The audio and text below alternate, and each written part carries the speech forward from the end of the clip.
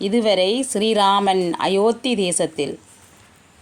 கோசலம் என்னும் அழகிய நாடு.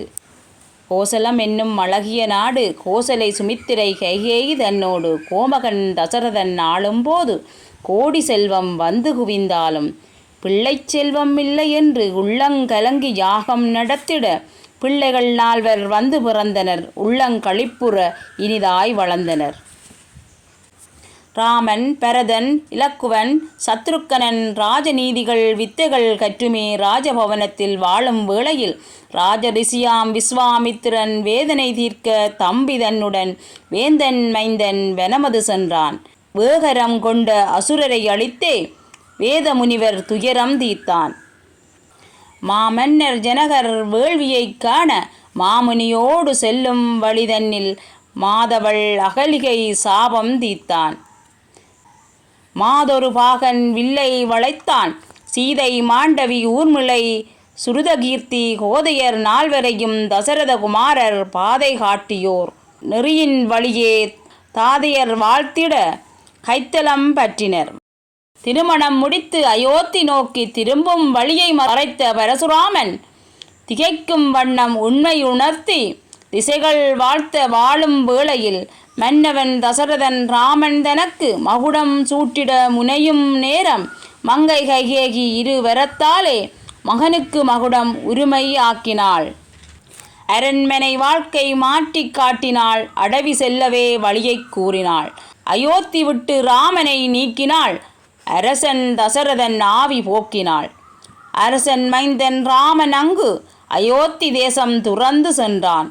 அன்பு துணைவி தம்பி தன்னுடன் அடவி தன்னுள் வாசங்கொண்டான். இனி ஸ்ரீராமரின் ஆரண்ய வாசத்தில். தந்தையின் வாக்கிற்காக தன்னலம் கருதாது தரணியை ஆளும் உரிமை துறந்து தம்பியோடும் தாரத்தோடும் வனமது நோக்கி தனிவழி நடந்த தூயவனே, விதிவழி நீ சென்றாய், நதிவழிதனைக் கண்டாய், மதிசூடிய அரண் தந்த நதி கங்கை கரையடைந்தாய். கங்கை எனும் நதி மங்கை பொங்கியோடும் கரையில் வாழும் வேங்கை நிகர் வீரன் குகன் கங்கையை கடந்திட உதவிகள் செய்தான். அன்னவன் தனது அன்பைக் கண்டு மன்னவன் மகனே மனமது மகிழ்ந்தாய். அன்னவன் தனது அன்பைக் கண்டு மன்னவன் மகனே மனமது மகிழ்ந்தாய். அன்று உடன் பிறந்தோம் 4 இன்று உன்னோடு 5 என்றாய். அன்று உடன் பிறந்தோம் 4 இன்று உன்னோடு 5 என்றாய். வஞ்சனை அறியா பரதன் நம்பி தஞ்சம் நீயே என்று வந்தனன்.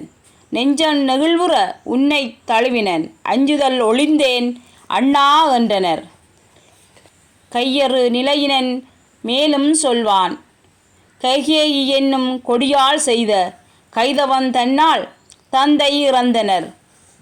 கைத்தோம் நெஞ்சம் என்று கலங்கினன். தந்தை இறந்தார் என்பதைக் கேட்டு சிந்தை கலங்கிய ராமா, உனக்கு மந்திரம் மோதும் வசிட்ட முனிவன் மைந்தன் செய்யும் கடமைகள் உரைத்தான். மறைகள் வகுத்த முறைகளின்படியே மறையோன் உரைத்த மொழிகளின் வழியே மண்ணகம் நீத்த தந்தை தனக்கு மந்திரம் மோதி தர்ப்பணம் செய்தாய்.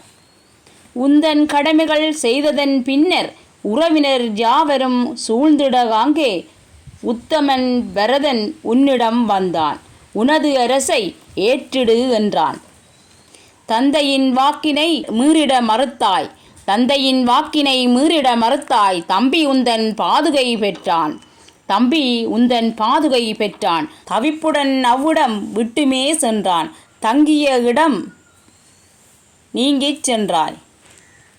நந்தி கிராமத்தில் அரியணை அமைத்து உந்தன் பாதுகை அதனில் இருத்தி வந்தனை புரிந்துமே அரசினை நடத்தி வேந்தன் வருகைக்கு பார்த்துமே இருந்தான்.